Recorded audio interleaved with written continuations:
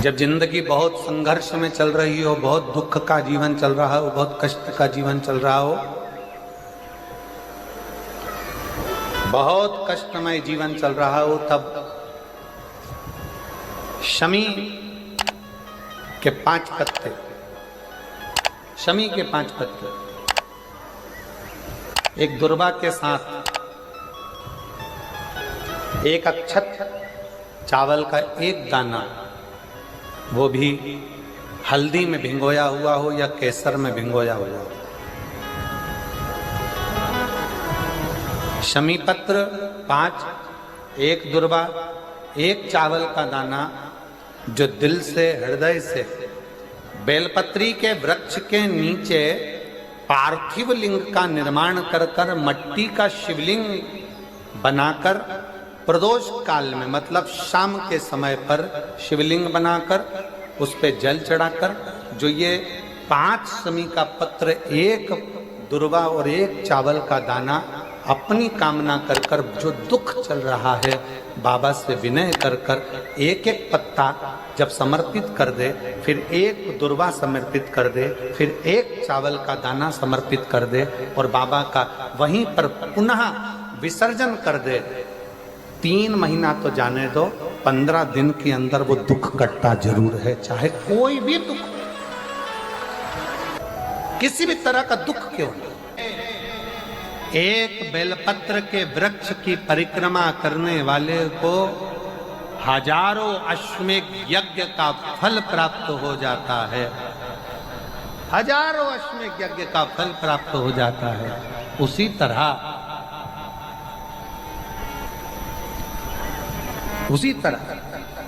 एक पार्थिव लिंग का निर्माण करने वाले को, मिट्टी का शिवलिंग का निर्माण कर कर पूजन करने वालों को 12 ज्योतिर्लिंग के शिवलिंग के दर्शन का पुण्य फल प्राप्त। बहुत ध्यान लगाकर सुनिएगा। एक बेलपत्री और उस बेलपत्री में एक चंदन की बिंदी और एक अक्षत का दाना मात्र रखकर भी अगर शिवालय पर चढ़ा दी जाती है,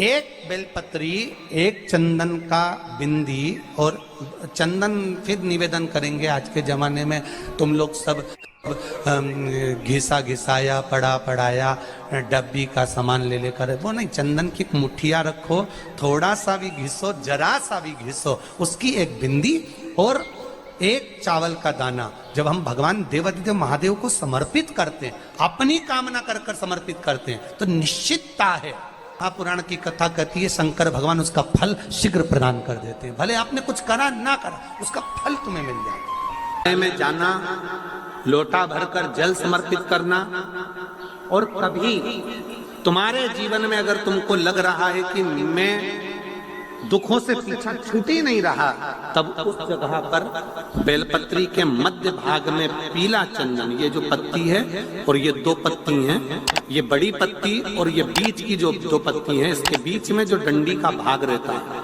जो बीच में डंडी का जो भाग है, बड़ी पत्ती और ये 2 छोटी पत्ती के मध्य में जो डंडी का भाग है, उस डंडी के भाग में पीला चंदन और एक अक्षत पीला, शंकर भगवान को आप अगर प्रदोष काल में समर्पित कर रहे हैं, तो ये निश्चित है कि धीरे धीरे कर कर वो दुख समाप्त होगा, वो दुख कटेगा ही।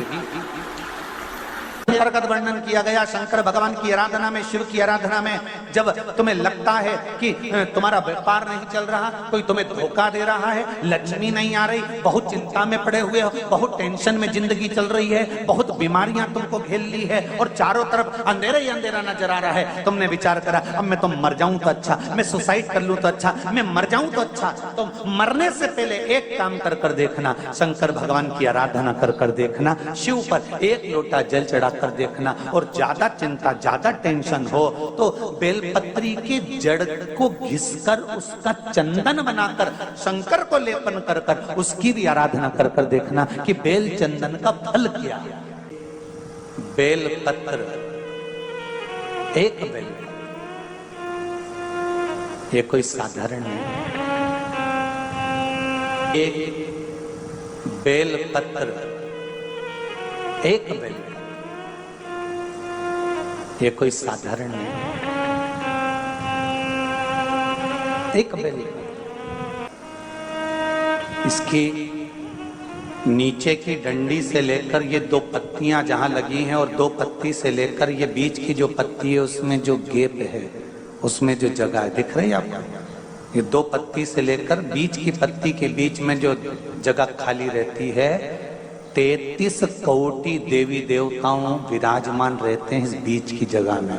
जब शिव जी को चढ़ाया जाता है तब इस पत्ती के बीच की जगह शंकर के शिवलिंग पर रखा जाता है, तो शिव जी इतने प्रसन्न होते हैं कि मेरी स्तुति करने के लिए ये भक्त 33 कोटि देवताओं को लेकर आया है, मेरी स्तुति करने के लिए। लोग चावल लाए, लोग अंबारियां लाए, धन लाए, दौलत लाए, संपदा लाए, पर एक शंकर का भक्त ऐसा होता है जो एक बेलपत्री के रूप में 33 कोटि देवताओं को, 64 योगिनियों को, आदि शक्तियों को शंकर को समर्पित करता है। कितना सुंदर संवाद है, कितना सुंदर बात कही कि भूल से भी किसी तीर्थ में नहीं गए, कहीं हमने गौदान नहीं करा, कहीं हम किसी तीर्थ में नहीं गए, हमने कहीं गौदान नहीं करा, हमने कहीं ब्राह्मण भोजन नहीं कराया, हम कहीं गंगा यमुना कावेरी सरस्वती नर्मदा छिपरा पुण्यवान नदी में हम स्नान नहीं कर पाए। शिव महापुराण की कथा कहती है भूलवश भी अगर पिपलेश्वर या बटकेश्वर किसी शिवालय पर भूल से भी अगर एक लोटा जल चढ़ जाता है तो देव अधिदेव महादेव सारे तीर्थों का फल अपने आप प्रदान कर देते हैं। भूल से भी चढ़ जाए।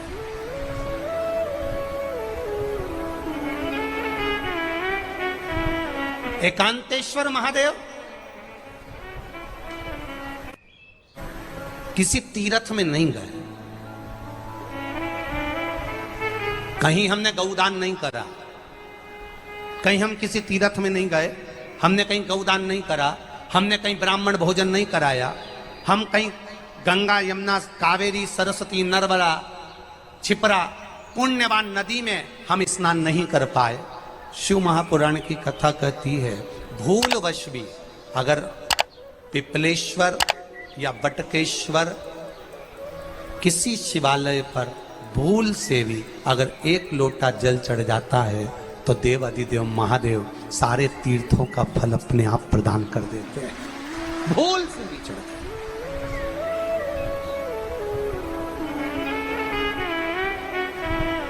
एकांतेश्वर महादेव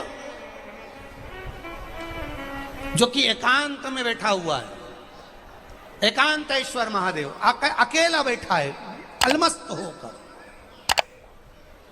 आप जा रहे हो गाड़ी लेकर, आप 4 व्हीलर गाड़ी में जा रहे हो, ट्रैक्टर में जा रहे हो, ट्राली में बैठकर जा रहे हो, क्रूजर में बैठकर जा रहे हो, 2 व्हीलर गाड़ी में बैठकर जा रहे हो और एकांतेश्वर महादेव का मंदिर दिख गया, कोई एकांत में, भले उसका नाम नहीं मालूम तुमको कि कौन सा महादेव, पर अकेला बैठा है जंगल में, वृक्ष की छांव में, एक ओटले पर, कोई दीवार नहीं, कोई जाली नहीं, कोई गेट नहीं, कुछ भी नहीं।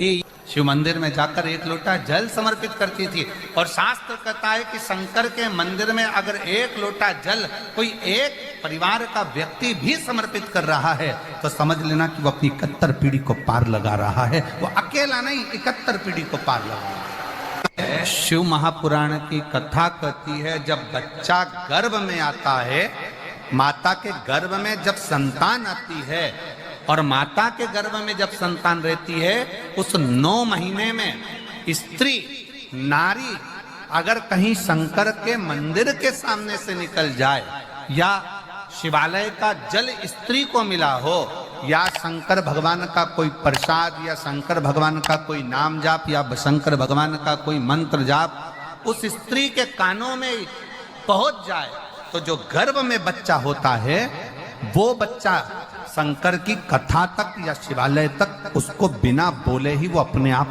चला ही जाता है, पहुंच ही जाता है। उस गर्भ में रहने वाले बच्चे को भगवान शंकर के मंदिर के सामने से भी कोई गर्भवती स्त्री निकल कर चली जाती है तो उसका भी फल उसको प्राप्त हो जाता है। उसका भी फल उसको प्राप्त हो जाता है। और वो फल साधारण नहीं होता। क्यों? बेलपत्री को जब भी चढ़ाया जाता है तो पीछे की डंडी पकड़कर नहीं चढ़ाया जाता। बेलपत्री को चढ़ाने के लिए मध्य भाग को, जैसे यह बेलपत्र होता है तो इसका मध्य की जो डंडी होती है, मध्य भाग होता है बेलपत्री का, तब मध्य भाग को पकड़कर हम भगवान शंकर को बेलपत्र समर्पित करते हैं। कोई भी बेलपत्र ऐसे नहीं चढ़ाता कि डंडी पकड़ के चढ़ा दिया, फिर पीछे की डंडी पकड़ के चढ़ा दिया, फिर पीछे की डंडी पकड़ के चढ़ा दिया, फिर डंडी पकड़ा, फिर चढ़ा दिया ना। मेरे देवादिदेव महादेव को जब भी बेलपत्र चढ़ाया जाता है तो मध्य भाग, पीछे की डंडी पकड़कर नहीं, मध्य भाग से भगवान शंकर को बेलपत्र समर्पित किया जाता है। मध्य भाग से जब भी पकड़ेंगे तो मध्य भाग को पकड़कर बेलपत्र समर्पित करेंगे। क्यों?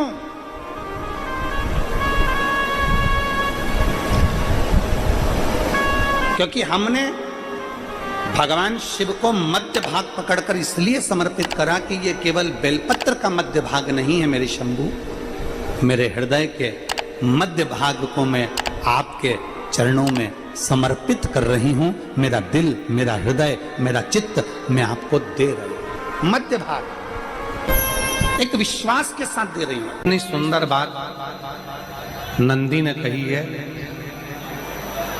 नंदी ने ये बात जो कही वो वास्तव में बड़ी सुंदर है कि मान लो यदि कोई कार्य तुम्हारा हो नहीं रहा और पूरी दुनिया में तुमने कर कर देख लिया, बहुत प्रयास कर कर देख लिया, तो भी वो कार्य अगर तुम्हारा नहीं होता, तो फिर एक काम करो कि शिव की स्तुति करो, शंकर की स्तुति, शंकर का गुणगान, शंकर की भक्ति, शंकर का स्मरण।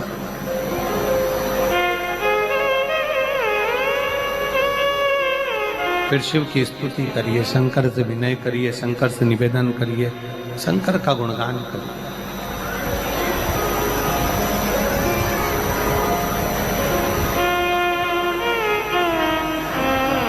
पर भगवान की भक्ति होती कब?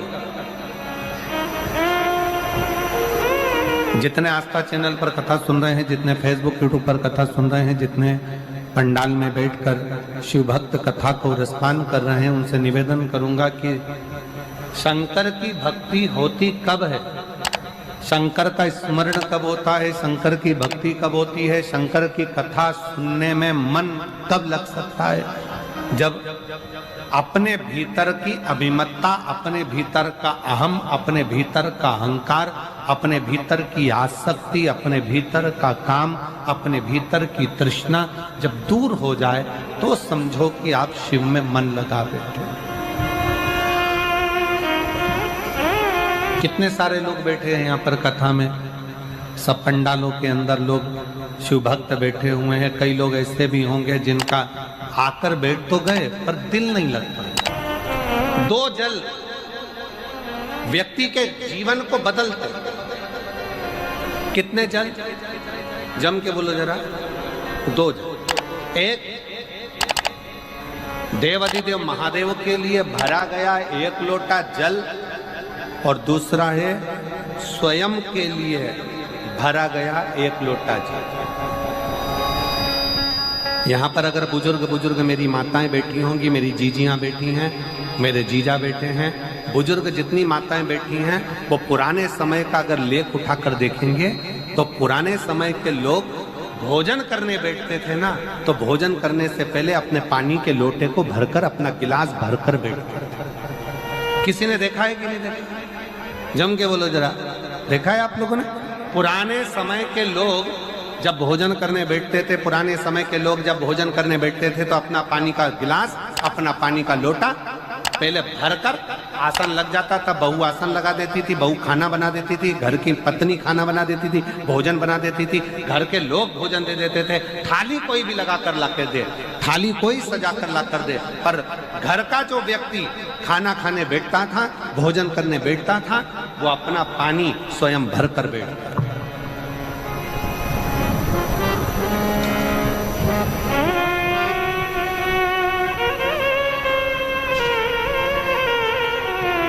के जमाने में दुनिया के लोग कहते हैं मैं दुकान चला रहा हूं, दुनिया के लोग कहते हैं मैं घर चला रहा हूं, दुनिया के लोग कहते हैं मैं ये कर रहा हूं। तुम अपना खुद का पानी भरकर तो बैठ नहीं रहे और कह रहे हो कि घर चला रहा हूं। स्वयं का एक गिलास पानी व्यक्ति नहीं भर पा रहा। कितना सुंदर कहा है महाराज जी। बहुत सावधानी से सुनिएगा। दो जगह का जल व्यक्ति के जीवन को बदल देता है। एक शिव के लिए भरा गया जल और दूसरा स्वयं के लिए भरा गया जल। स्वयं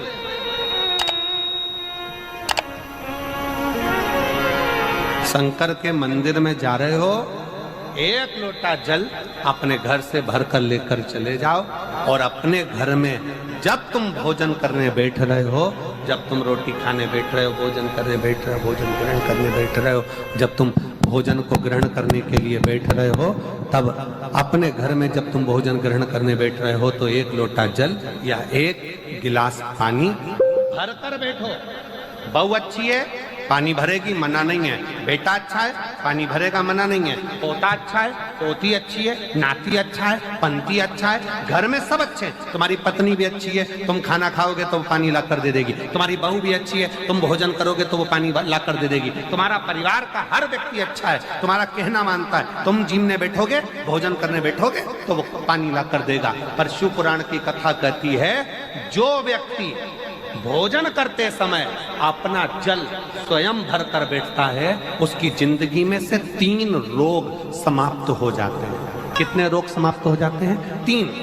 पहला, अपना जल स्वयं भरकर बैठने वाले के घुटने का कभी भी डॉक्टर उसके घुटने बदलने का बोलेगा ही नहीं, घुटना बदल ही नहीं सकता। स्वयं का जल भरकर बैठे। दूसरे नंबर पर, जिसकी रीढ़ की हड्डी में कमर से लेकर कंधे तक जिसकी हड्डी में दर्द होता हो, या जो सुबह सुबह सोकर उठता हो और उसके कंधे दुखते हो या पीठ दुखती हो। दूसरे नंबर का रीढ़ की हड्डी का दर्द। और तीसरे नंबर का, डॉक्टर को दवाई खा खा कर परेशान हो गए और आधा सिर का रोग, भुकुटी, ये भौएं दुखती हो, सिर दुखता हो, ये कान के पास का दर्द होता हो, तो अपना भोजन करते समय अपना पानी स्वयं भर कर बैठो। आपको ये 3 रोग से मुक्ति अपने आप मिलना प्रारंभ होगा, अपने आप। अब किसी ने कहा, गुरुजी